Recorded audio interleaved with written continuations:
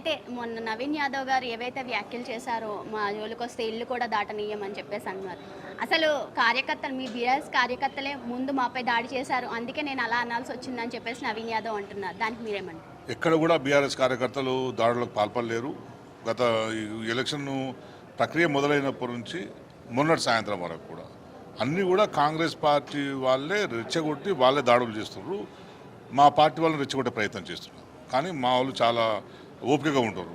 మొన్న నిరుద్యోగుల పిల్లలు ప్రచారం చేస్తుంటే నిరుద్యోగుల పిల్లల మీద భౌతికమైన దాడులు చేశారు. మహిళా నిరుద్యోగి అమ్మాయి వచ్చి ప్రచారం చేస్తుంటే అమ్మాయి మీద కూడా దాడికి వాళ్ళు ప్రయత్నం చేశారు. ఇది వాళ్ళ నైజం. అది అంతే తప్పించి మేము ఎక్కడ దాడికి ప్రయత్నం చేస్తలేదు. ఏదైతే వాళ్ళు చెప్తున్నారో ఇంతకుముందు వాళ్ళ ఫాదరు అతని మీద రౌడీ షీట్ ఉన్నది, అటువంటివి ఉన్నాయి. ఇప్పుడు పోటీ చేస్తున్నప్పుడు మేము అటువంటి పనులు చెయ్యము అని ప్రజలకు నమ్మకాన్ని కలిగించాల్సింది వాళ్ళు. కానీ వాళ్ళు నమ్మకం కలిగించలేకపోగా మేము రేపు ఓడిపోతే 24 గంటల్లో మీ సంగతి తెలుస్తాము అని చెప్తున్నారంటే వాళ్ళు భయపెట్టి బెదిరించి ఓట్లేసుకునే ప్రయత్నం చేస్తున్నట్టు మనకు అనిపిస్తుంది. ఈ రెండింటిని మీరు పరిశీలిస్తే వాళ్ళ మనస్తత్వం ఎక్కడ మారినట్టు కనిపిస్తలేదు కదా. వాళ్ళంతా బెదిరించి గుండాయిజం చేసి రౌడిజం చేసి గెలుద్దాం ప్రయత్నాల్లో ఉన్నట్టు స్పష్టంగా కనిపిస్తుంది. బీఆర్ఎస్ నాయకులు అట్లేరు.